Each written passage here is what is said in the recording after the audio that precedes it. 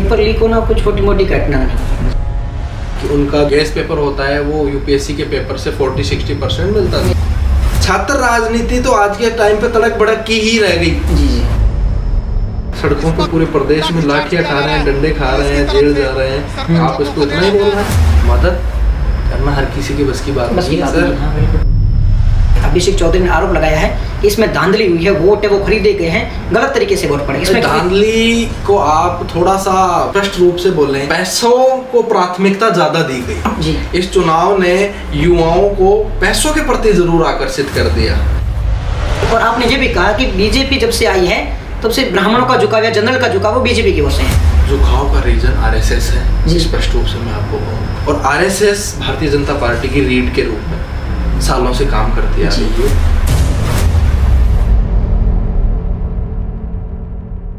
नमस्कार दोस्तों, the Charan talks की इस स्पेशल एपिसोड में आपका स्वागत है। आज के एपिसोड में जो हमारे गेस्ट हैं ये राजस्थान यूनिवर्सिटी के छात्र नेता, राजस्थान कांग्रेस के प्रदेश महासचिव के रूप में कार्यरत हैं।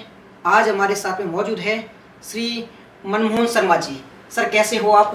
बिल्कुल बढ़िया। और आपका स्वागत है हमारे एपिसोड में। आपने हमें जो समय दिया इसके लिए आपको सर आपका बहुत बहुत धन्यवाद। बहुत बहुत धन्यवाद आप सभी दर्शकों का भी और आपका भी बहुत बहुत धन्यवाद। तो सर अपन थोड़ी राजस्थान की राजनीति पे चर्चा कर लेते हैं और काफ़ी सारी चीज़ें रहने वाली है जो जनता जानना चाहती है।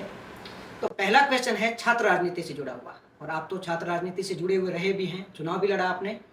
सर सवाल ये आता है कि देखो यूनिवर्सिटी को है ना लोकतंत्र की नर्सरी कहा जाता है, लेकिन अभी चुनाव नहीं हो रहे हैं, सरकार है वो चुनाव नहीं करवा रही है। सर इसकी समस्या क्या है, क्यों चुनाव नहीं हो रहे हैं? अगर चुनाव नहीं हो रहा है तो इसका क्या मतलब इसका नुकसान क्या हो रहा है? नुकसान तो छात्रों को हो रहा है, नेताओं से ज्यादा नुकसान तो जो आम छात्र गांव गलियारों से निकल के राजधानी में बड़े शहर में आके परेशान खुद को अकेला महसूस करता है। छात्र नेता उसके जीवन में एक ऐसा उसका भाई साथी होता है कि उसको सीने से लगाकर उसके यूनिवर्सिटी में उसके समस्याओं का समाधान करना, उसके हकों की लड़ाई लड़ना, ये काम एक छात्र नेता का होता है। अब चुनाव बंद है तो छात्र नेता भी थोड़ा सा दूरी बनाए हुए है चुनाव से या कैंपस से या स्टूडेंट पॉलिटिक्स से, तो उसका नुकसान कहीं ना कहीं सीधे रूप से एक छात्र आम छात्र को है। बात रही छात्र संघ चुनाव की, तो ये पिछले 2-3 सालों से बंद है और कांग्रेस सरकार में बंद हुआ था। चुनाव का कारण चुनाव की बातें बोल के अशोक गहलोत जी ने चुनाव बंद कर दिए थे और उसी का शिकार हम लोग हो गए थे। बीजेपी सरकार आने के बाद में उनके मैनिफेस्टो में भी था कि हम छात्र संघ चुनाव राजस्थान में बहाल करेंगे पुरजोर तरीके से। माननीय राजेंद्र राठौड़ जी, सतीश पूनिया जी, ये लोग इसका पुरजोर तरीके से बोलते थे कि हम छात्र संघ चुनाव, जैसे देश में इनसे बड़ा छात्र हित ऐसी कोई है ही नहीं, इस हिसाब से ये अपने आप को रिप्रेजेंट करते थे। जब से बीजेपी की सरकार बनी, भजनलाल जी मुख्यमंत्री बने, इन लोगों ने ऐसी चुप्पी साधी की बिल्कुल खत्म वाला मामला कि हम तो कभी छात्रों के लिए छात्र संघ चुनाव के लिए बात ही नहीं करी थी। और ना ये वर्तमान स्थिति को देखते हुए अपने पुत्र मोहों के चक्करों में अपने बच्चों को, अपने साथियों को, परिवार के सदस्यों को आगे बढ़ाने के माइंडसेट के कारण छात्र संघ चुनाव मुझे नहीं लगता कि ये वर्तमान में भी करवा पाएंगे। जी सर, तो अभी आपने कहा कि सरकार है वो पुत्र मोह की वजह से चुनाव नहीं करवा रही है, लेकिन मैंने कुछ और ही ऑब्जर्व किया है। मेरा मानना है, हालांकि मेरा तो नहीं कहूँगा पर्सनली, सरकार का कहना है कि चुनाव न करने का रीज़न क्या है। तो देखो हम जब राजस्थान यूनिवर्सिटी की बात करें या फिर कहीं भी छात्र नेता की बात करें, यूनिवर्सिटी ने हमें अच्छे अच्छे नेता दिए थे। आप रविंद्र सिंह भाटी का एग्जाम्पल दे सकते हो, हनुमान बेनीवाल का एग्जाम्पल देख सकते हो। इससे भी पहले में महान नेता है वो यूनिवर्सिटी ने दिए हैं। लेकिन वर्तमान की बात करें तो वर्तमान यूनिवर्सिटी है वो चुनाव नेताओं से बढ़कर राजनीति से बढ़कर ये गुंडों का अड्डा बन चुकी है। यहाँ पे आप देख सकते हो कि चाटुकार बन चुके हैं जो कि फोटो खिंचाते हैं बड़े बड़े नेताओं के साथ में। तो वो सर इस वजह से कहा जा रहा है कि चुनाव नहीं करवाए जा रहे, तो ये इसमें कितनी सच्चाई है? देखिए, इस बात में सच्चाई तो है कहीं ना कहीं, ऐसी कोई बात नहीं है।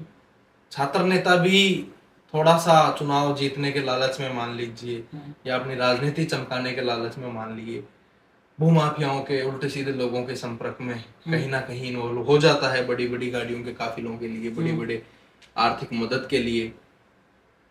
कारण ये है, पर ऐसा नहीं है कि केवल इसी कारण से चुनाव नहीं हो रहे। ये काम तो जब से छात्र संघ चुनाव चल रहे हैं और राजस्थान के अलावा जहां भी चुनाव हो रहे हैं वहां सेम स्थिति में परिस्थितियों में चुनाव हो रहे हैं। आप दिल्ली यूनिवर्सिटी की बात कर लीजिए, पंजाब यूनिवर्सिटी की बात कर लीजिए, बिहार यूनिवर्सिटी की, आप कहीं चले जाइए, छात्र राजनीति तो आज के टाइम पे तड़क भड़क की ही रह गई। जी जी। रियल मुद्दों से हटके जिसने सोशल मीडिया पे ज्यादा पैसा खर्च कर दिया, फेसबुक इंस्टा पे फॉलोअर बढ़वा दिए, मोनेटाइजेशन लगवा दिया, बूस्टिंग चलवा दी, और जो लोगों को ज्यादा दिखने लग गया वो ही कहीं ना कहीं सामने नजर आ रहा है। रियल मुद्दों से तो छात्र राजनीति हट चुकी है। और चुनाव की बात रही तो चुनाव तो इसका कोई पार्टी नहीं है। बिल्कुल अशोक गहलोत जी ने इस बात का एग्जाम्पल दिया था कि ये छात्र नेता पैसे लाते कहाँ से हैं। तो छात्र नेता तो साहब कहीं से भी पैसे लाते हो, जमीन बेच के लाते हो और उधार करके लाते हो और कहीं से लाते हो। मुझे ये समझ में नहीं आता कि अशोक गहलोत जी मान लीजिए, चाहे भजन लाल जी मान लीजिए, कोई भी आज जो एमएलए चुनाव लड़ रहे हैं 10-10, 20-20, 30-30 करोड़ रुपए खर्च हो रहे हैं, वो कहाँ से लाते हैं? एक बार उनसे भी तो बात की जाए कि आप 5 साल जनसेवा कर रहे थे, 5 साल बाद में आपके पास में 30 करोड़ 20 करोड़ रुपए कहाँ से आ गए एमएलए का चुनाव लड़ने के लिए जी। तो केवल छात्रों के ऊपर ही ये बात लागू नहीं होती। तो सर छात्र राजनीति है क्या? मतलब छात्र राजनीति में युवाओं का भविष्य है क्या? युवा को क्यों राजनीति मानना चाहिए? भाई इसका सबसे बड़ा एग्जाम्पल यही है कि अगर छात्र राजनीति नहीं होती तो आज मैं और आप बैठ के बात नहीं कर रहे होते। अगर छात्र राजनीति नहीं होती तो नितिन गडकरी जी आज देश के परिवहन मंत्री नहीं होते। अगर छात्र राजनीति नहीं होती तो राजेंद्र राठौड़ जी, सतीश पूनिया जी जैसे लोग निकल के बड़े बड़े पदों पे नहीं पहुंच रहे होते। अगर छात्र राजनीति नहीं होती तो धनखड़ साहब उपराष्ट्रपति नहीं बने हुए होते। तो ऐसे सैकड़ों एग्जाम्पल, राजस्थान की विधानसभाओं की मैं बात करने लग जाऊं तो एक इतनी लंबी श्रृंखला बन जाए। पर अब इसको छात्र राजनीति, जो लोग पद पे पहुंच गए वो ये चाहते हैं कि अब मेरे से नीचे वाला इस पद पे पहुंच गया तो मेरे को खतरा महसूस होने लग जाएगा। इस कारण से मतलब युवाओं की राजनीति में भूमिका है और युवाओं को आना भी चाहिए। अजी 100% भूमिका है। युवाओं के बिना राजनीति अधूरी है। सड़क पे लट कौन खाएगा? 70 साल का बूढ़ा आदमी आके, बूढ़ा एमएलए आके, बुजुर्ग आदमी आके लट थोड़ी खाएगा।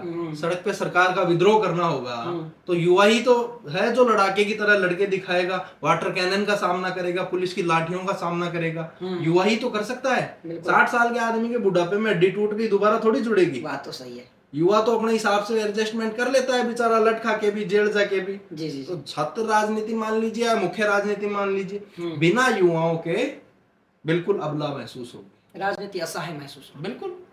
ठीक है सर, तो आप छात्र राजनीति की बात करते हैं और मैं आपके ही बात पर आता हूँ, एनएसयूआई की बात करते हैं।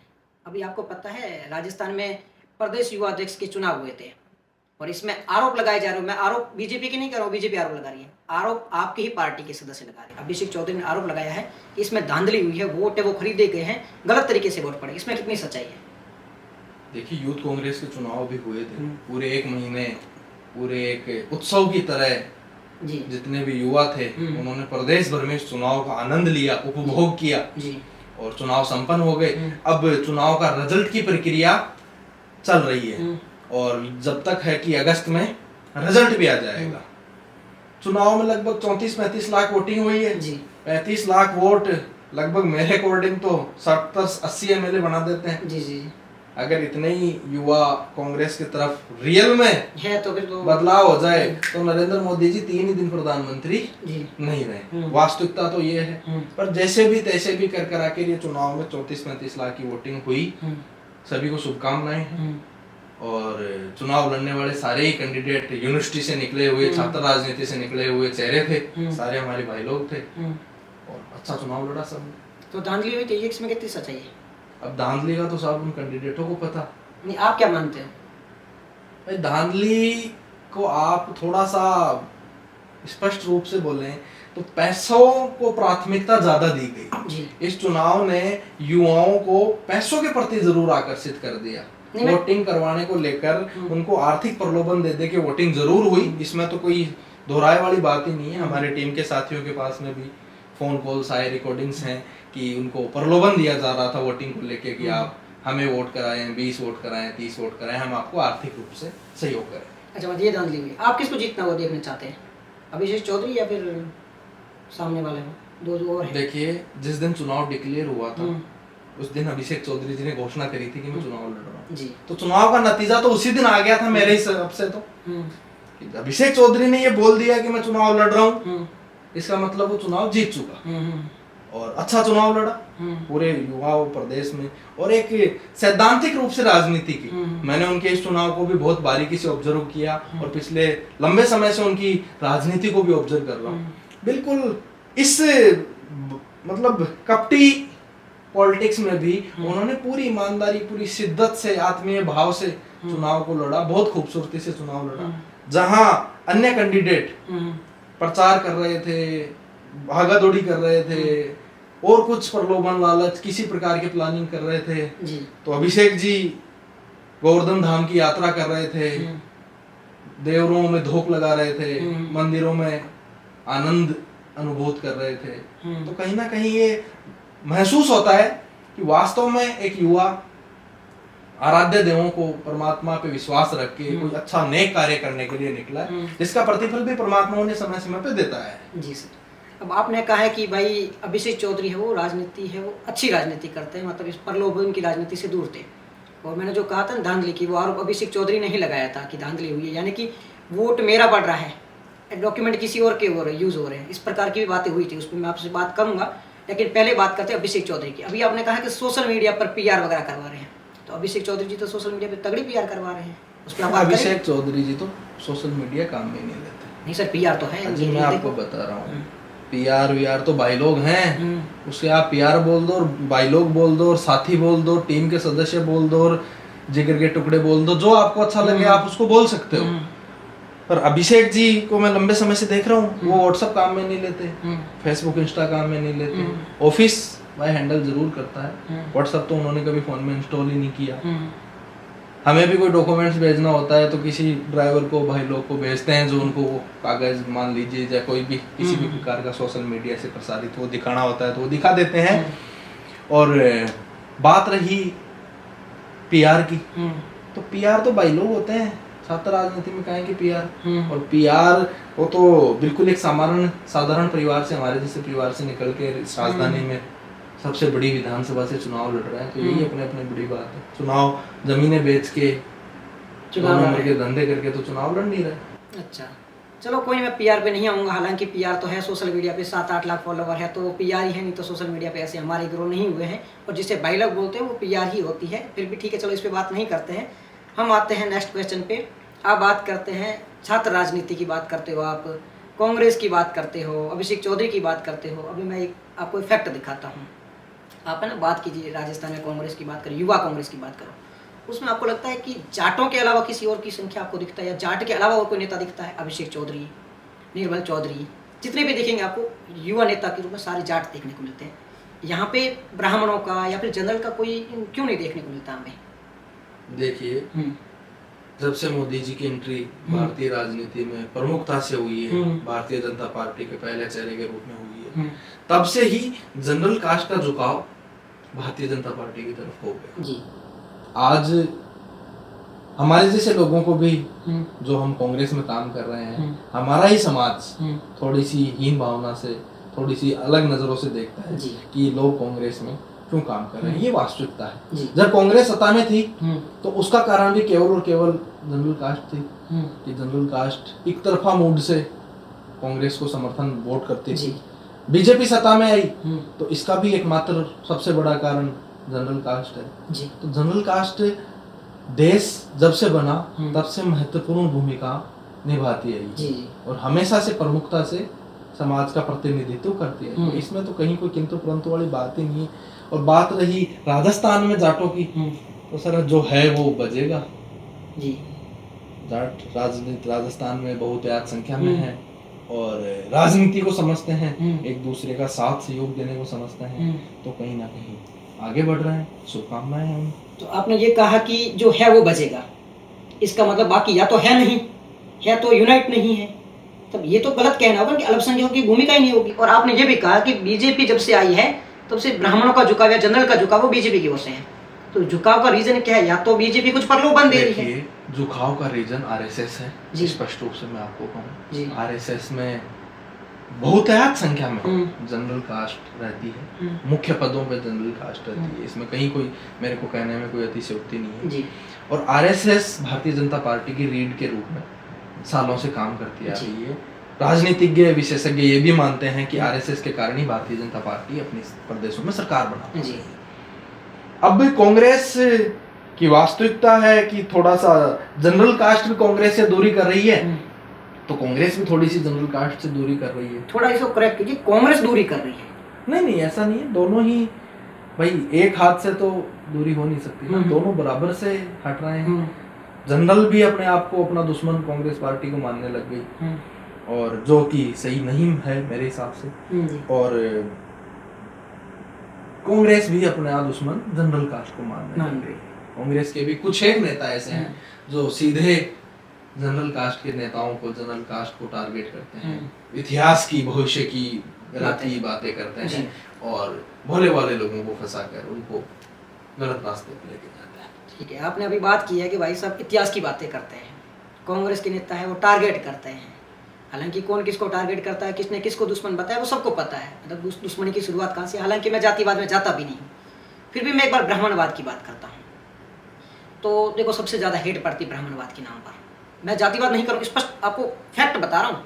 सबसे ज़्यादा हेट ब्राह्मणवाद के नाम पर पड़ती है कि ब्राह्मणवाद ज़्यादा है, ब्राह्मण जातिवाद करते हैं। तो इसमें कितनी सच्चाई और रीज़न क्या है इतना हेट पड़ने का?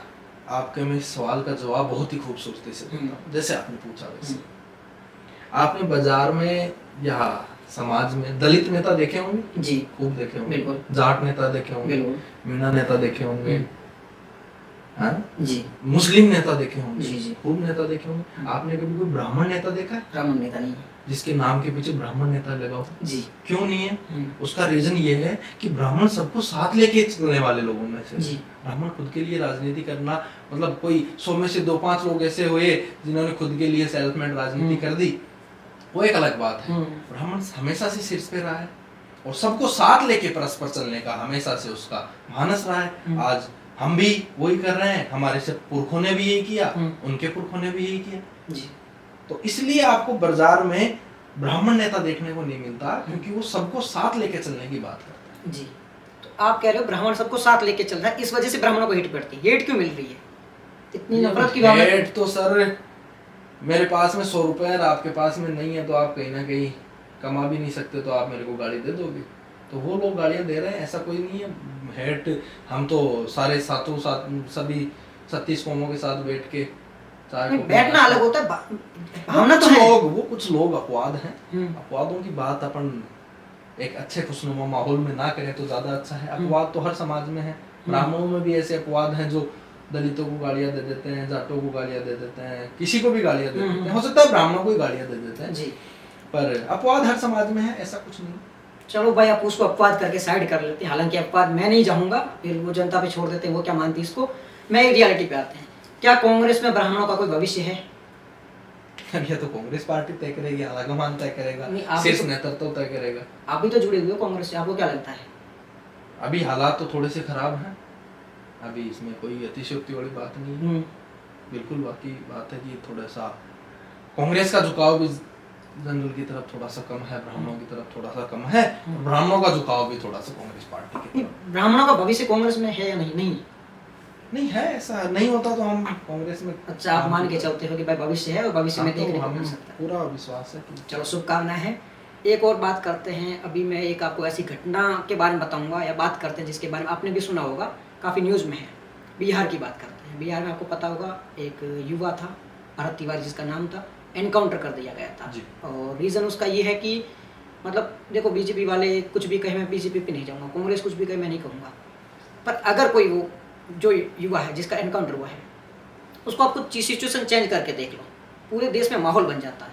लेकिन यहाँ पे अभी इतना कोई माहौल देखने को नहीं मिला है, इतना बड़ा एनकाउंटर हुआ है, उस बंदे की गलती क्या थी? तो थोड़ा इस पे प्रकाश डालिए, क्या मतलब बुरी रीज़न क्या था इसका? देखिए, गलती तो उसकी सबसे बड़ी गलती तो ये थी कि वो ब्राह्मण समुदाय में पैदा हो गया। अभी वो अगर किसी और जाति का होता, यादव होता, मुस्लिम होता, दलित होता या किसी अन्य समुदाय से संपर्क रखता होता, तो कुछ नेता तो अभी तक छाती पीट पीट के मर चुके होते।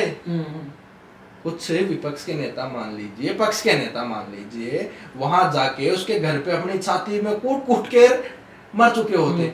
ये हालात आपको देखने को मिलते।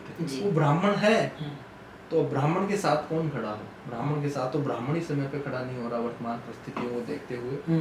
और उनको विनम्र श्रद्धांजलि है मेरी तरफ से। तो उन्होंने एक लड़ाके की तरह अपने समाज की, अपने समुदाय की बात को सरकार से लड़ा, भिड़ा और अपनी शहादत दी। मैं तो उनकी एनकाउंटर हत्या तो कहूंगा नहीं, वो एक शहादत है जो समय समय पे देश को युवा देता आया है, और ऐसी शहादत को नमन।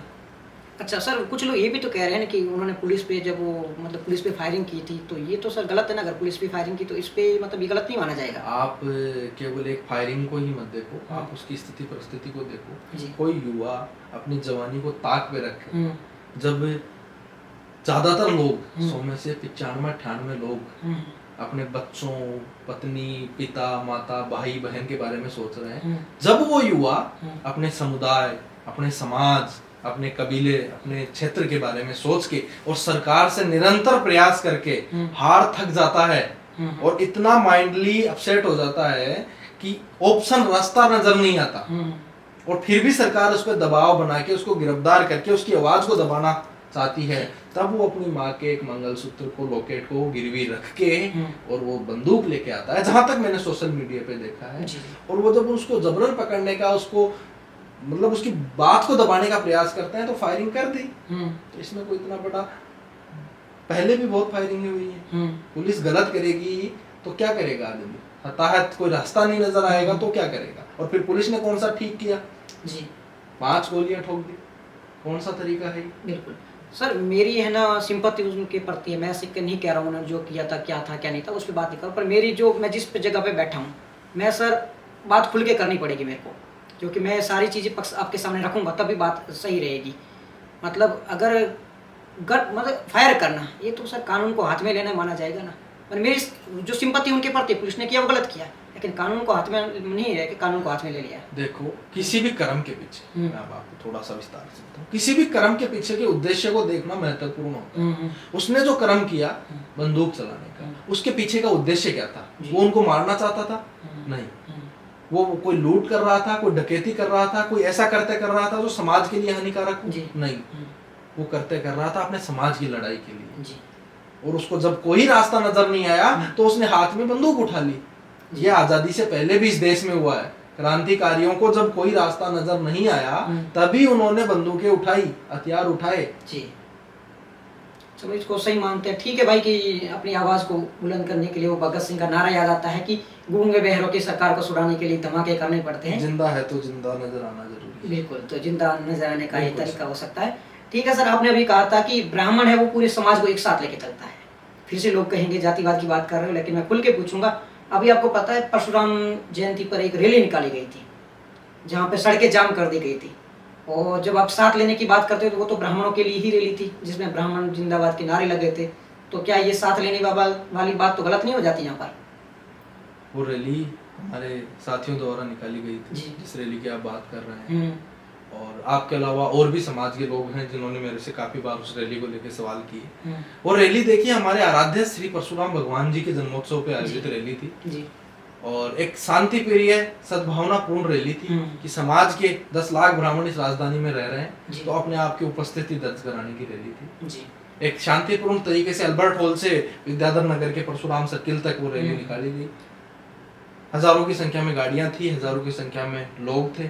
कोई भी ऐसी अप्रिय घटना, कोई भी ऐसा सिंगल आप मुझे बता दीजिए कि हमने या समाज के किसी भी मेरे बंधु ने किसी सिंगल पर्सन को परेशान किया हो, कोई छीना झपटी की हो, या किसी भी प्रकार का कोई कमेंट फॉल्स किया हो। वो खुद की उपस्थिति दर्ज कराने की थी, वो किसी दिखाने के लिए नहीं थी जी। वो हमारे समाज को, हमारी समाज की ताकत को दिखाने। तो अभी आपने कहा है कि वो उपस्थिति दर्ज कराने का एक तरीका था और शांतिपूर्ण तरीका था। मैं इसे 2 रूप में देखता हूँ। पहला, क्या उपस्थिति दर्ज करवाने का यही तरीका था कि आपको रैली निकालनी पड़े? और क्या आप संदेश देना चाहते थे बीजेपी को? खास करके मैं बीजेपी कहूँगा, क्योंकि बीजेपी अभी रिसेंट टाइम में जनरल कास्ट का उपहास करती जा रही है। तो इसे आप क्या देखते हैं, कैसे देखते हैं? देखो, उपहास बीजेपी जनरल कास्ट का तो हमेशा से करती आई है जी। जैसे कांग्रेस का सबसे बड़ा वोट बैंक दलित है, वैसे मुस्लिम है, वैसे बीजेपी का सबसे बड़ा वोट जनरल कास्ट है, ब्राह्मण है, राजपूत है, इसमें कहीं कोई दो राय नहीं है। और जो ये होता है कि ये मेरे को कहीं छोड़ के नहीं जाएगा, उस आदमी का हमेशा कहीं ना कहीं तिरस्कार होता ही है। होता ही है। वही बीजेपी कर रही है, फॉर ग्रांट ले लिया इसका खामियाजा आने वाले समय पे भुगतने को मिल भी रहा है, मिल भी जाएगा, ऐसी कोई बात नहीं। जी जी। तो वो बीजेपी को दिखाने का नहीं था कि तरीका। अरे बीजेपी को क्या दिखाएंगे हम, ब्राह्मणों से बड़ी हो गई क्या बीजेपी?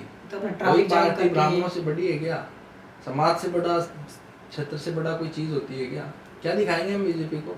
तो वो बीजेपी को चैलेंज नहीं था, वो ब्राह्मण यूनाइट करने का एक तरीका था। वो हमारा भाइयों का, साथियों का परस्पर बैठने का एक मजमा था, जिसको हम एक सुंदर सुशोभित तरीके से जैसे समाज कर रहा है वैसे करने का प्रयास था। चलो ठीक है, वो आपके समाज को यूनाइट करने का तरीका हो सकता है। और मैं अगले सवाल पे आता हूँ। अगला सवाल सर विपक्ष का है। लोकतंत्र में विपक्ष को रीढ़ की हड्डी माना जाता है, बिल्कुल इसकी बड़ी भूमिका है। जी। लेकिन अभी मेरे को कांग्रेस को देख के नहीं लग रहा कि आपकी रीढ़ की हड्डी तो टूट गई, ऐसा मेरे को लग रहा है। मैं एग्जांपल देता हूँ आपको। अभी कांग्रेस है ना, विपक्ष मतलब जो अब बात करते हैं सत्ता पक्ष की, सत्ता पक्ष की जगह अपनी पार्टी को ही दबा रही है। अशोक गहलोत है वो सचिन पायलट पर आरोप लगा रहे हैं, सचिन पायलट है वो अशोक गहलोत पर आरोप लगा रहे हैं। आरोप प्रत्यारोप का गेम चल रहा है। कहाँ पर विपक्ष गई है? क्या ये ऐसे विपक्ष मजबूत होगा? देखिए सर, या तो आप सड़क पे निकल के देखते नहीं जी। जो आपको विपक्ष नजर नहीं आ रहा जी। समय समय पे प्रदेश में, देश में विपक्ष रोडों पे, सड़कों पे लाठियां डंडे खाने के लिए तैयार बैठा है। एनएसयूआई, यूथ कांग्रेस जी। सारे संगठन पुरजोर तरीके से विरोध कर रहे हैं। और बात रही आपसी कलह की, तो सर राजा की कुर्सी की लड़ाई तो आदि काल से चली आ रही है। राजा बनने की लड़ाई तो हर आदमी नहीं लड़ सकता। जी। और जो लड़ रहे हैं वो सारे मजबूत लोग होते हैं। जी। जो सोच रहे हैं कि मुझे राजा बनना है, वो अपने आप में काबिल तारीफ है। सोचना मात्र ही अपने आप में एक उपलब्धि होती है। तो वो तो चलता रहता है, वो तो आदि काल से यही चला आ रहा है। भाई भाई से, पिता बेटे से, तो ये तो चलता आ रहा है, उसमें तो कोई बड़ी अतिशयोक्ति नहीं है। चलो, आपने कहा है कि राजा आपस में लड़ते हैं, और फिर दूसरा कहा कि भाई मैंने सड़कों पे जाके विपक्ष को देखा नहीं। मैं दोनों चीज़ों का जवाब देता हूँ और आपसे सवाल करता हूँ। मैंने विपक्ष को सड़कों पे देखा है, विपक्ष है वो खत्म हो रही है, ये मैंने सड़कों पे विपक्ष की अभी हकीकत बता रहा हूँ। विपक्ष बची नहीं है। दूसरा आपने कहा राजा की लड़ाई चलती है, राजा की गद्दी की लड़ाई चलती है। सर घर की लड़ाई घर में रही तो ठीक है, अगर खुले मंचों पे होगी तो दूसरे वाले हैं वो फायदा उठाएंगे। हम कांग्रेस कौन से दिन बीजेपी कार्यालय में जाके लड़ाई लड़ रही है? घर की लड़ाई घर में ही तो चल रही है। और लड़ाई चलना, देखो सबसे बड़ी बात ये है, जहाँ बर्तन होंगे वहाँ भिड़ेंगे, वो बर्तन बाहर बढ़ेंगे तो दूसरे बर्तन जहाँ इंसान होंगे वहाँ विरोधाभास होंगे, आपस में कोई ना कोई बात की तकरार होगी, बात होगी। और बात रही आपको विपक्ष ना दिखने की, तो सर देखो, चीनी के पास ही चींटियां आती हैं, नमक के पास नहीं आती जी। सत्ता में कोई पार्टी होती है तो उसके पास में थोड़ा सा मीठा होता है, आप समझ रहे हैं, काम होते हैं करवाने के लिए, पद होते हैं बांटने के लिए। विपक्ष में है तो वो सारी चीजें तो है नहीं। अब तो जो रियल कांग्रेस पार्टी के कार्यकर्ता है, यूथ कांग्रेस एनएसयूआई के कार्यकर्ता हैं, वो बेचारे सड़कों पे पसीना बहा रहे हैं। जो लोग घर में बैठ के एसी में बैठे हैं, सरकार बनने का इंतजार कर रहे हैं, वो बनने के बाद में आपको संघर्ष करते हुए दिख जाएंगे। मतलब कहने का मतलब, अगर सत्ता आपके पास होती तो आप ये पूरा अपनी तरफ आकर्षित कर सकते थे। अजी सत्ता तो कोई थोड़ी बहुत मार्जिन से ही तो रही है, सत्ता तो वापिस आ जाएगी जिस हिसाब से हमारे माननीय भजन लाल जी कर्म करते रहे हैं, वैसे ही कर्म 2-1 साल और कर दें तो सत्ता तो 150 सीटों से आ जाएगी, कोई बड़ी बड़ी बात। चलो, अभी आपने भजन लाल जी की बात की तो मैं भजन लाल जी के बारे में ही सवाल पूछ लेता हूँ। क्या लगता है कैसा नेतृत्व है बीजेपी का? भी बीजेपी ब्राह्मण भी है भजन लाल, ये भी बता दूं आपको। ब्राह्मणों को तो कोई नेतृत्व महसूस हो नहीं रहा, वो बीजेपी का नेतृत्व बीजेपी वाले जाने। पर आपको क्या लगता है भाई, आप विपक्ष में हो पहली बात तो, दूसरी बात तो जनता हो, तो आपको तो नेतृत्व के बारे में पता होना चाहिए, देश में क्या चल रहा है, प्रदेश में क्या चल रहा है। अजी बात आपकी ठीक है, पर भजनलाल जी से जो प्रदेश को आकांक्षा है, एक आम आदमी ये सोच रहा था कि एक नॉन पॉलिटिकल पर्सन जो ज्यादा राजनीति की भसड़ में ना पड़ के सीधा मुख्यमंत्री बनाए, तो वो केवल जनता के विकास पे ध्यान देगा, गुटबाजी, पक्ष विपक्ष इन सारी चीजों को छोड़ के, और केवल जनता के विकास को प्रायोरिटी पे रख के काम करेगा। परंतु वर्तमान समय में ऐसा देखने को नहीं मिल रहा। भजनलाल जी के तो पारिवारिक समस्याएं, पारिवारिक चीजें ही थोड़ा सा उनको उलझाए हुए हैं। अभी सुनने में आया उनके साले साहब पे भी कोई केस मुकदमे का मामला रहा, उनके बच्चों का भी कोई ऐसा, तो वो तो कहीं ना कहीं सही नहीं। तो वो तो राजनीति में हर कहीं चलता रहता है, फिर तो आप कहते हो तो कांग्रेस में नहीं चलता है क्या ऐसा? तो अजी हर जगह ही चलेगा, अपने बच्चों को नहीं पढ़ेंगे क्या? उसमें कहीं कोई किंतु परंतु नहीं है, पर आप अपने बच्चों को पढ़ने के लिए किसी और का निवाला छीन लो, वो थोड़ा सा गलत है। चलो सही है। अभी आपने कहा विपक्ष दिखता है जनता पे, अभी बात करी थी आपने, मैं आपको विपक्ष दिखाता हूँ। हनुमान बेनीवाल जी का नाम सुना है आपने? सुना भी सुना होगा। है सर। रविंद्र सिंह भाटी का नाम सुना आपने? बिल्कुल सुना है सर। ठीक है, आपने सुना होगा। तो रविंद्र भाटी, अपने हनुमान बेनीवाल, विपक्ष की भूमिका तो ये लोग निभा रहे हैं, आप लोग तो बंद एशिया में बैठ के आनंद कर रहे हो। अभी आपको पता है गिरिल में एक धरना हुआ था, गिरिल में सुना होगा तो आपने, मैं बता देता हूँ। मैं बाड़मेर से आता हूँ, वहाँ पे गिरिल में धरना हुआ था। रविंद्र सिंह भाटी 1 महीना धूप में बैठा था। ये अपने बेनीवाल जी की बात करें, बेनीवाल जी भी सड़कों पे रहते हैं, और विपक्ष से ज्यादा लोग उनके पास बैठे, कांग्रेस से ज्यादा लोग तो उनके पास बैठे हैं। रविंद्र भाटी जी को मैं तब से संपर्क में है हमारे, जब वो छात्र संघ का चुनाव भी नहीं लड़े थे जी। तब से जानते हैं। हनुमान बेनीवाल जी को तो हम जब समझदार हुए तब से उनको फॉलो कर रहे हैं, क्योंकि हमारे विश्वविद्यालय के पुराने पूर्व अध्यक्ष हैं, तो उनको तो उसमें तो कोई दो राय नहीं। दोनों अच्छा काम कर रहे हैं, लड़ाके की तरह लड़ रहे हैं। और हनुमान बेनीवाल जी तो अपने आप में मतलब एक सूरमा है, इसमें तो कोई अतिशयोक्ति नहीं है कहने में। कांग्रेस का भी वो हिस्सा भी है, इंडिया अलायंस से सांसद भी हैं, और एक सूरमे की तरह 100 विरोधियों, 1000 विरोधियों के सामने अकेले लड़ने की क्षमता रखते हैं। इसमें कहीं कोई किंतु परंतु नहीं है। और जो समय समय पे सरकार को, मुख्यमंत्री को, केंद्रीय मंत्रियों को, गृह मंत्रियों को, प्रधानमंत्रियों को घुटने पे लाने का काम जो कर रहा है वो हनुमान बेनीवाल जी कर रहा है, इसमें कहीं कोई दो राय नहीं। ठीक है, आप जो घुटने की बात करते हो उसे मैं अमर्यादा कहता हूँ। अमर्यादा कैसे, मर्यादा भंग कैसे? हनुमान बेनीवाल है वो इस प्रकार के शब्दों का चयन करते हैं जो हमारे मुख्यमंत्री के बारे में करना, मैं उन्हें कहूँगा कि भाई ये अमर्यादित भाषा है, मैं नहीं, जनता कहेगी। तो आप ये अमर्यादा नहीं कहोगे, और अपनी पार्टी में आप बात करते हो हमारे इंडिया अलायंस से जुड़े हुए हैं। फर्क इतना सा है कि हनुमान बेनीवाल जी मंच से बोल देते हैं, और जो ये मर्यादा की बात करने वाले नेता हैं, ये बंद कमरे में कौन सी मर्यादा करते हैं, ये पूरे देश को, पूरे प्रदेश को पता है जी। तो उस मर्यादा की तो बात पे ना जाए तो अच्छा है, वरना ऐसी ऐसी चीजें, ऐसे ऐसे काम इस प्रदेश में, देश में हुए हैं जिनको पूरे मर्यादाओं को पूरे प्रदेश ने, पूरे देश ने कई बार एचडी में देखा है। और ये थोड़े से बोलने में साफ दिल के, खुले दिल के हैं, तो एक शेर की तरह दहाड़ देते हैं। तो सही तरीके से शेर दहाड़ सकता है, शेर हर बार उल्टा ही क्यों दहाड़ता है? देखो, आदमी लड़े और कोई सुनने वाला नहीं हो तो गुस्सा तो आएगा, और गुस्से आएगा तो आदमी बोलेगा जो मन में होगा। अच्छा, कोई मर्यादा नहीं है, जो बोल रहे हैं वो सही बोल रहे हैं। कोई गाली तो दी नहीं मन से। अच्छा, गाली देने वाले भी तो नेता राजनीति कर ही रहे हैं, जो सीधे लोगों को, माँ बहनों की गालियां दिया करते हैं, वो भी तो राजनीति, उनको राजनीति में देखो ना आप, कितना प्रोत्साहन मिल रहा है। नागौर जैसे क्षेत्र में ही उन्होंने कोई गाली तो दी नहीं, वो एक कमेंट फाल्स करते हैं। राजनीति में कमेंट नहीं करेंगे तो फिर कोई कैसे सर्वाइव करो, ये कहना चाहते हैं? बिल्कुल। चलो मैं बात करता हूँ कि आपने कहा कि जो बोल रहे हो सही बोल रहे हो, ये कहना चाहते हैं आप?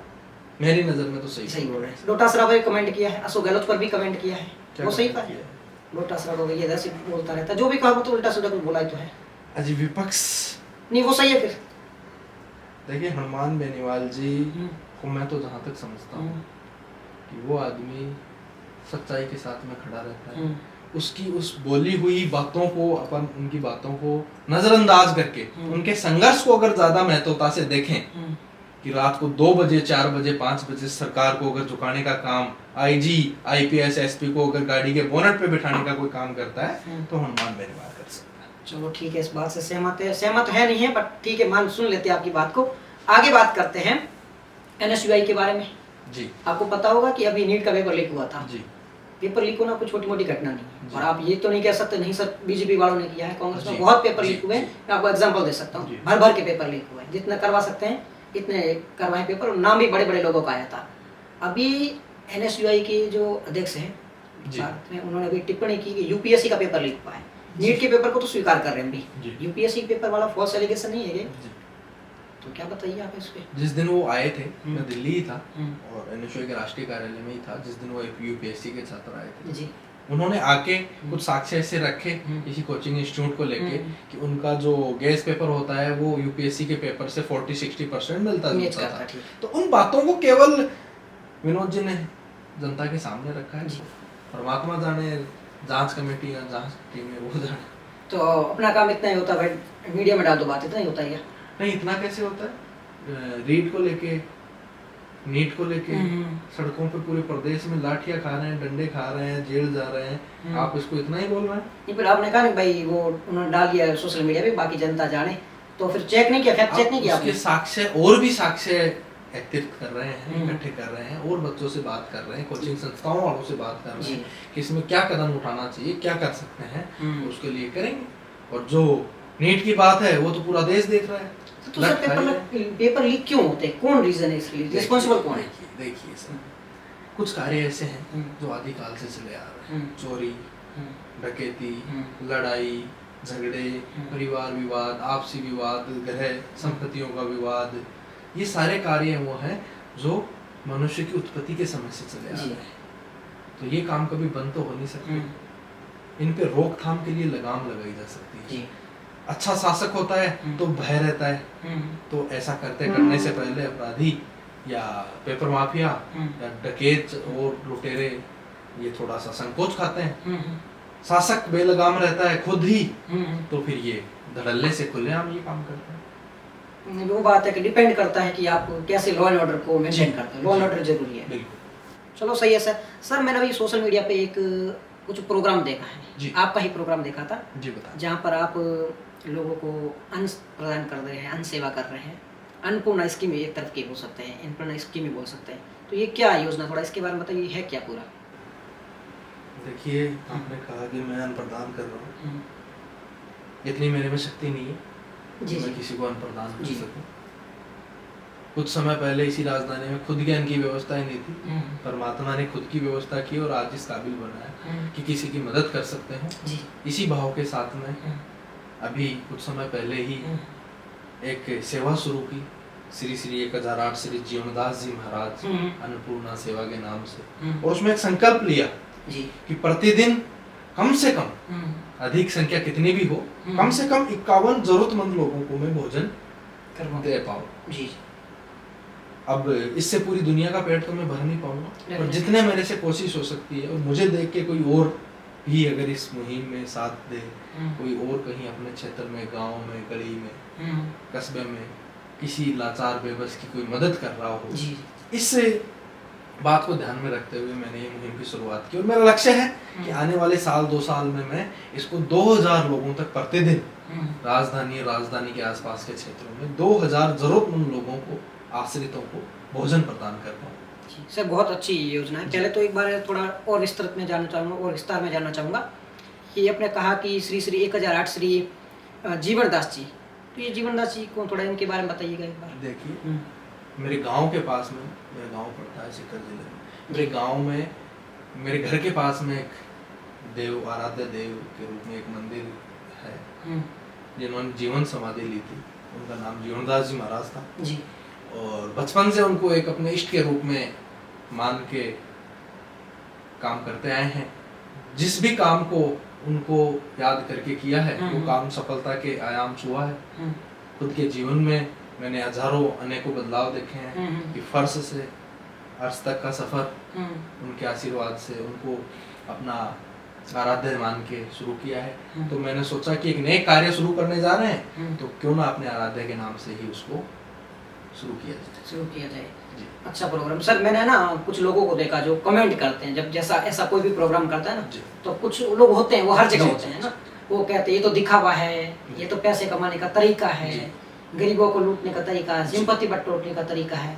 हालांकि इस पे मेरा पॉइंट ऑफ व्यू तो मैं रखूंगा, लेकिन मैं आपके नजरिए से देखना चाहता हूँ कि ये सब क्या क्यों करते हैं ऐसे लोग, क्या रीजन होता है? अगर आप किसी की मदद करके सिंपैथी ले सकते हैं, दिखावा कर सकते हैं, प्रलोभन कुछ कर सकते हैं, आप किसी की मदद करके कुछ कर सकते हैं, तो मेरे मानने में यह है कि आप कीजिए। अगर आप किसी की मदद करके महान बन सकते हैं तो मैं कहूँगा कि आप रोज महान बनिए। मदद करना हर किसी की बस की बात नहीं है सर। 10 रुपए देने के लिए बत्ती के ऊपर पसीने आ जाते हैं। खुद के बच्चों को बर्बरी के शर्ट पहना देगा, स्केचर्स के जूते पहना देगा, और एक चप्पल किसी गरीब को, लाचार को, बेबस को स्वामनी भी करते हैं ना, तो अपने रिश्तेदार, रिलेटिव, जानकार, परिवार, मोहल्ले के लोगों को बुला के जिलाते हैं, जरूरतमंदों को नहीं जिलाते, जबकि नाम उसमें भगवान का होता है। भगवान का नाम कि बजरंग बल्लू की स्वामनी कर रहा हूँ, और जिमा किसके रहा हूँ, खिला किसको रहा हूँ, अपने रिलेटिव, रिश्तेदार, घर परिवार के लोगों को जिनके घर पे पहले से राशन भरा है, जबकि जरूरत उनको है जो लोग शाम को बिना भोजन किए सो सो रहे जाते हैं, हैं बिल्कुल। रात को उनको नींद नहीं आ पा रही, बिना सहारे के, बिना जीवन उनका चल रहा है, केवल भूख के सहारे वो लोग जिंदा है। उन लोगों की सेवा के लिए सर मुहिम उठाइए। लोगों का काम है कहना, कमेंट करना, जिनको जो अच्छा लगे वो करें, मुझे जो अच्छा लग रहा है वो मैं करूँ। सही बात है सर। और आप करो ना, कौन रोक रहा है आपको? भाई आप दिखावा करो। बिल्कुल। और दिखावा से कितना फर्क पड़ता है? अगर मैं एक बार आपका एग्जांपल दूं, मैंने जी मैं आपको बताऊं, दिखावे का मतलब ये है, हमारा सोशल मीडिया पे डालने का मकसद, रील बनाने का मकसद, मेरा तो मकसद ये है कि मुझे देख के मेरा कोई साथी, कलीग, समाज का बंधु कोई जुड़े और वो अपने स्तर पे जो भी मदद किसी की कर पाए वो करे। तो मैं मानता हूँ कि ऐसा दिखावा इंसान को प्रतिदिन रोज दिन में यही काम करना चाहिए। और मेरा भी यही पॉइंट ऑफ व्यू। अगर आपको देख के देखो, सोशल मीडिया पे डालने का फायदा क्या होता है? लोग मोटिवेट होता है, अच्छा ये भी कर रहे हैं, मैं भी करता हूँ। बिल्कुल। तो इससे फायदा ही हो रहा है, कुल मिला के करना चाहिए दिखावा, इसमें कुछ बुरा नहीं होता है। हर चीज दिखावा की बुरी नहीं होती है। वही बात है सर। अब कुछ एक और थोड़े रैपिड फायर के क्वेश्चन है, उस पर आ जाते हैं। उससे पहले एक और मैं क्वेश्चन पे आ जाता हूँ। हालांकि ब्राह्मणवाद पे मैंने बहुत ज़्यादा बात कर ली है, लेकिन कुछ लोग कहते हैं कि जातिवाद है वो समाप्त नहीं करना चाहते हैं। वो बार बार बात करते हैं आरक्षण की, लेकिन जातिवाद कभी समाप्त करने की बात नहीं करते। थोड़ा इस पर अपना पॉइंट ऑफ व्यू रख दीजिए। देखिए जातिवाद, फिर वही बात आ जाती है, जाति तब से बनी हुई है जब से ये सृष्टि बनी थी। मतलब इसकी उत्पत्ति का किसी को पता नहीं, वो चीजें नष्ट नहीं हो सकती।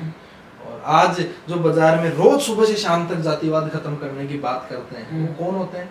वो भी वो लोग होते हैं जो जातिवाद के नाम पे, आरक्षण के नाम पे पढ़ के, चंदा करके, स्कॉलरशिप लेके, कहीं नौकरी लग गए, कहीं चंदा ले रहे हैं, कहीं क्या कर रहे हैं, वो लोग सबसे ज्यादा चिल्लाते हैं। उनको जातिवाद से किसी प्रकार का कोई मतलब नहीं होता, पर बेचारे लाचार, बेबस, गरीब तबके के लोगों को, अनपढ़ लोगों को जातिवाद जातिवाद जातिवाद का जहर घोल के, आपसी विवाद करके और उससे अच्छे अच्छे पदों पे पहुंच जाते हैं। वो पहुंच ही गया ना, एक कबूतर, क्या नाम है उसका, चंद्रशेखर आजाद, सांसद बन के, अब कहाँ वो सड़कों पे दिख रहा है। वरना तो उसको तो चुनाव भी नहीं लड़ना था, दलितों की राजनीति करनी थी, समाज का उत्थान करना था, वो सारी बातें भूल गया, सांसद बन के बैठा है।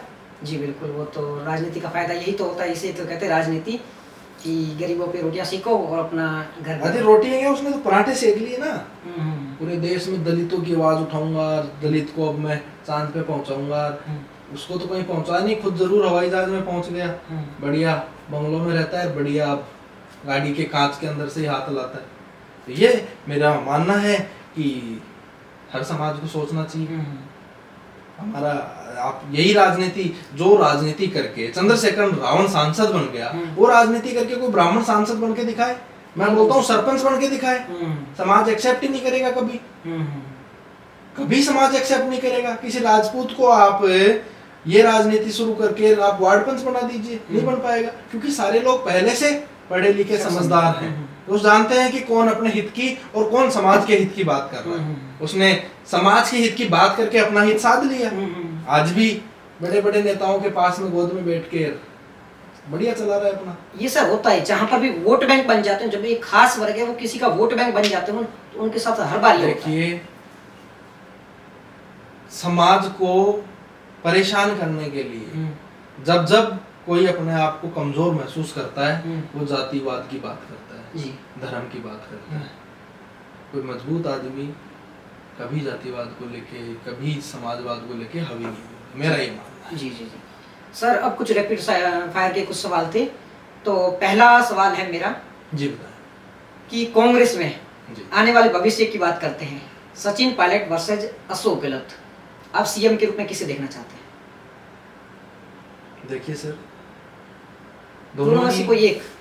दोनों ही हमारे नहीं सर, वो तो है, दोनों में से कोई एक अगर सिलेक्ट करना हो तो। देखिए, अशोक गहलोत जी का कार्यकाल पूरे देश प्रदेश ने देखा है, सचिन पायलट जी का कार्यकाल अभी तक देखा नहीं है, तो इनकी तो तुलना ही बिल्कुल निराधार है। सचिन पायलट जी को मौका मिलता है तो युवाओं को मौका मिलेगा, पार्टी नेतृत्व तो गहलोत जी को मौका देती है, तो किसे देना मौका, किसे देना चाहिए दोनों में से? देखिए सर, मेरे हाथ में मौका देना नहीं है, अगर होगा तो मैं आपको जरूर बताऊंगा। नहीं तो आप इस सवाल को नहीं लोगे जी, ठीक है। नेक्स्ट हम बात करते हैं, युवाओं की बात करेंगे। युवा में से आपको बताना है कि बेस्ट नेतृत्व कौन संभाल सकता है। अभिषेक चौधरी, निर्मल चौधरी, दोनों में से बेस्ट युवा नेतृत्व कौन संभाल सकता है? कैसे कंपैरिजन करेंगे आप इनका? वो कंपैरिजन आपका काम है, किस कंपैरिजन लेवल तो पे कंपैरिजन कि भाई दोनों में से भविष्य का नेतृत्व सौंपना अच्छा, होगा। कहाँ का नेतृत्व? तो 2022 में निर्मल ने चुनाव लड़ा, हम्म। हमारे साथ में चुनाव तैयारी कर रहा हम्म। था। 2014 में 2012 में अभिषेक चौधरी अध्यक्ष रह चुके, राजस्थान कॉलेज विधि महाविद्यालय के यूनिवर्सिटी का चुनाव लड़ चुके, एनएसयूआई के प्रदेश अध्यक्ष रह चुके, तो उनका तो कोई कंपैरिजन ही नहीं है। तो आप ज्यादा प्रायोरिटी किसको देना चाहोगे? अजी सर, मैं बोल रहा हूँ कंपैरिजन ही नहीं है, आसमान और धरती जितना फर्क आपने बता दिया जी। अभिषेक चौधरी एक अलग अपने आप को स्थापित किया हुआ नेता है, ये साल 2 साल के अपने रेलबाजी के चक्कर में चले हुए नेता है। तो आप निर्मल चौधरी के बारे में आपका क्या पॉइंट व्यू है? तो रीलबाजी की वजह से निर्मल चौधरी आज है? मेरा मानना, ओनली रीलबाजी की वजह से? मेरा मानना। चलो, रविंद्र भाटी के बारे में क्या सोचते हैं? रविंद्र सिंह भाटी के बारे में? बिल्कुल युवा नेता है, लड़का है, सड़क पे संघर्ष, जितना संघर्ष रील में देखने को मिलता है उतना ही संघर्ष सड़क पे भी देखने को मिलता है। तो भविष्य में कहाँ देखते हो? भविष्य तो सर उनका उज्जवल है, होगा ही, इसमें तो कोई बात ही नहीं है। 6 लाख वोट सांसद में ले लिए और वर्तमान में विधायक हैं, तो भविष्य में तो कहीं कोई किंतु परंतु नहीं है, अच्छा संघर्ष कर रहे हैं। मुकेश भाकर जी के बारे में क्या विचार है आपके? भाकर जी को लेकर थोड़े से विचार माड़े ही हैं हमारे। क्यों? उन्होंने छात्र राजनीति को प्रभावित किया, इस निर्मल को अध्यक्ष बनाने में, या इससे पहले भी उन्होंने छात्र राजनीति को, जो आप शुरुआत में आपने बात करी थी कि बड़े बड़े गाड़ियां काफिले, तो उस प्रकार से उन्होंने प्रभावित किया थोड़ा सा। अभी वर्तमान में क्या सिचुएशन है, मतलब कैसे इनकी पॉलिटिक्स कहाँ जा रही है, इनका भविष्य क्या दिख 2 रहा है? बार के विधायक है सर, इसमें तो कोई पॉलिटिक्स में तो कोई कमी है ही नहीं। प्रदेश अध्यक्ष यूथ के रह चुके, एनएसयूआई के रह चुके, और वर्तमान में संघर्ष कर ही रहे हैं। मेरे व्यक्तिगत सुझाव अगर आप मांग रहे हैं, पसंद नापसंद की बात है, तो वो मैंने आपको बताया। आप खुलेआम मंच पर उनका विरोध प्रदर्शन दर्ज करवा रहे एक प्रकार से? अजी विरोध काम, मैं मेरी पसंद नापसंद बता रहा हूँ, इसको आप विरोध तो थोड़ी। ये तो खुले मंच पे यही हुआ, मुझे जैसे लग रहा है। मेरे को मेरी पसंद बोलने में कहीं कोई होता ही नहीं। अनिल चोपड़ा जी अच्छे हैं, यूनिवर्सिटी का चुनाव लड़ा, भी यूथ का चुनाव लड़ा है और अच्छा संघर्ष कर रहे हैं। संघर्ष कर रहे हैं। फिर जब मैंने आपको पूछा था कि अनिल चोपड़ा जी वर्सेज अभिषेक चौधरी, तो आपने अभिषेक चौधरी का समर्थन किया था, कहते हैं इसको करना चाहिए। मेरे पॉइंट ऑफ व्यू से अभिषेक चौधरी को अध्यक्ष बनना, क्या वो तो बन ही चुके, बन जाना चाहिए, और अच्छा काम करेंगे तो इनको क्यों नहीं बनना चाहिए? इन लोगों ने सर बगावत की थी, खिलाफत की थी एनएसयूआई की 2022 के चुनाव में। इन लोगों ने खुलेआम निर्दलीय का समर्थन किया था, जबकि ये कांग्रेस पार्टी के मजबूत कार्यकर्ता के रूप में अपने आप को प्रदर्शित करते थे। अभिषेक चौधरी जी उस समय प्रदेश अध्यक्ष थे, उस समय मेरे को पीड़ा हुई, वो पीड़ा मैं जाहिर कर रहा हूँ। अच्छा, और विनोद जाखड़ जी के बारे में? अच्छे हैं, युवा हैं, और देश के लिए, प्रदेश के लिए सबसे गर्व की बात है कि पहले राष्ट्रीय अध्यक्ष एनएसयूआई को राजस्थान से मिले हैं। पहले यूनिवर्सिटी के अध्यक्ष, दलित अध्यक्ष के रूप में उन्होंने पहचान बनाई, और बनने के बाद से पूरे देश में घूम घूम के पूरे होल्स हवास से, दबंगई से पूरा काम। भविष्य कैसा लग रहा है? उज्जवल है, उज्जवल भविष्य। बिल्कुल। और नरेश मीणा जी के बारे में? नरेश जी भी मतलब एक प्रतिभा के, बहुमुखी प्रतिभा के धनी है। भीड़ इकट्ठा करना आता ही है, राजनीति बहुत अच्छे से आती है, संघर्ष करना बहुत अच्छे से आता है। थोड़े से भाग्य साथ नहीं दे रहा, वरना भी 2-3 बार के विधायक होते। बात तो सही है सर। अब मैं कुछ और सवाल पूछ लेता हूँ जी। आपको ऑप्शन में बताना है, ऑप्शन में दूंगा 4, इनमें से बेस्ट सीएम कौन है? सर कांग्रेस बीजेपी नहीं, बेस्ट सीएम बताना है। अशोक गहलोत, अपने वसुंधरा राजे सिंधिया, और 2 नहीं बने उनका भी नाम ले लेता हूँ। एक मैंने नाम ले लिया है सचिन पायलट का, एक मैं नाम लेता हूँ भजन लाल जी जो वर्तमान के सीएम है। बेस्ट अशोक CM, गहलोत जी, उनका कार्यकाल बेस्ट अरे है। सर देवता रूपी कार्यकाल है। जनता को अस्पताल में खड़े होने की शक्ति, फ्री में राशन, लोगों को पेट भरने की शक्ति किसी आदमी ने दी है। पेंशन रूपी एक मदद किसी इंसान ने दी है। अशोक गहलोत जी ने देवता रूपी काम किए, या तो परमात्मा ऐसे काम कर सकता था, अशोक गहलोत जी ने करके साबित। सर एक और मैं क्वेश्चन पूछूंगा, हालांकि आपको पसंद नहीं आएगा ये क्वेश्चन। मेरे को लगता है कि अभिषेक चौधरी महत्वाकांक्षी है। क्यों? कारण बताता हूँ। अभिषेक चौधरी को ये चुनाव नहीं लड़ना चाहिए था। मैं कारण भी बता देता हूँ क्यों। अभिषेक चौधरी को टिकट मिल चुकी थी विधानसभा में, तो उनको आगे प्रयास करना चाहिए, यहाँ तो और युवाओं को मौका देना चाहिए था। तो अभिषेक चौधरी को चुनाव नहीं लड़ना चाहिए था, तो फिर सब्जी की दुकान लगवा दी। नहीं सर, फिर तो बहुत सारे ऑप्शन थे यार, वो उनको टिकट दे चुकी थी, और अब टिकट तो अनिल चोपड़ा जी को भी मिली थी। और ये यूथ कांग्रेस का संगठन का चुनाव है, आप समझिए। ये चुनाव कोई छोटा चुनाव नहीं है। यूथ कांग्रेस प्रदेश अध्यक्ष यूथ कोटे से राजस्थान में 10-15 एमएलए की टिकट लेके आने की मादा रखता है। तो पूर्व में ऐसे काम हुए हैं, अशोक चांदना जी के समय पे, अभिमन्यु पुनिया जी के समय पे भी ऐसे काम हुए हैं। तो ये कोई छोटा चुनाव तो है नहीं, ये केवल खुद की टिकट पाने का चुनाव नहीं है। यूथ कांग्रेस प्रदेश अध्यक्ष सरकार से ईंट बजाने का काम करेगा, युवाओं को आगे नेतृत्व लाने का काम करेगा। तो इसमें बिल्कुल मौजूदा विधायक रहे हैं अशोक चांदना जी, इसके प्रदेश अध्यक्ष रहे हैं, तो वो मौजूदा एमएलए थे। गणेश घोगरा जी इसके प्रदेश अध्यक्ष रहे हैं, जो मौजूदा एमएलए थे। और अभी वर्तमान में अभिमन्यु पुनिया जी इसके अध्यक्ष हैं, वो मौजूदा एमएलए हैं। तो ये तो टिकट ही मिली है ना इनको। तो मेरा मानना है कि इनको नहीं लड़ना चाहिए। नहीं, ऐसा क्यों नहीं है? युवा ही हैं, ये कौन से बूढ़े हो गए? तो बूढ़े यार, इनको तो इतना भविष्य मिल चुका है, इनको टिकट मिल चुकी है। एक एमएलए की टिकट ही तो मिली है, 5 बार के एमएलए होते, फिर लड़ रहे होते तो आप भी बात बोलते। अभी तो पूरा भविष्य सामने रखा है। बहुत अच्छा जो किया वो अच्छा किया। चलो ठीक है, फिर तो यहाँ पे विराम देते हैं हमारे पॉडकास्ट को। बहुत अच्छा लगा आपसे मिलकर, आपने जो बेबाक अंदाज से जो जवाब दिए उससे भी सुनकर हमें बहुत अच्छा लगा है। और बहुत बहुत धन्यवाद आपका, आपने आपका कीमती समय जो हमें दिया है, इसके लिए आपका बहुत बहुत धन्यवाद। बहुत धन्यवाद। Thank you.